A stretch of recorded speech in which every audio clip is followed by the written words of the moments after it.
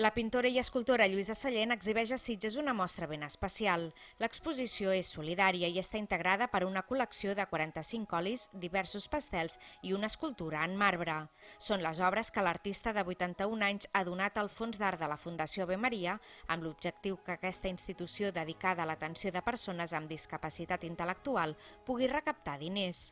Trobo que és una fundació que fan una labor molt sacrificada, molt dura i té molt mèrit el que fan. I jo volia intentar ajudar-los. Econòmicament no ho podia fer, però vaig pensar que a través de l'exposició aquests beneficis podrien anar allà. Lluïsa Sallent s'ha entregat amb passió a aquest projecte solidari i recomana a altres artistes seguir el seu exemple. Molts pintors poden fer el mateix, donar obra i que l'Ave Maria pugui vendre-la directament, perquè aleshores no tenen necessitat de fer un catàleg, no tenen necessitat de fer una exposició i tots els beneficis són per ells.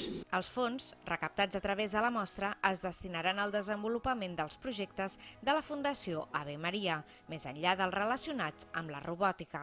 En aquests moments tenim una cosa que és molt més inicial, molt més física, que és la instal·lació d'unes grues que amb uns arnessos i portats d'uns tirants puguin ajudar-los a desenvolupar una activitat física, que podria ser el foment de la seva circulació, l'activitat de la seva pròpia capacitat de moure's. Això és un vehicle també per després estimular el seu interès per altres coses.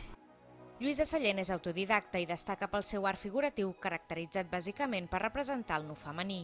Tota la seva obra exhibida a l'exposició Dones està a la venda a benefici de la Fundació Ave Maria.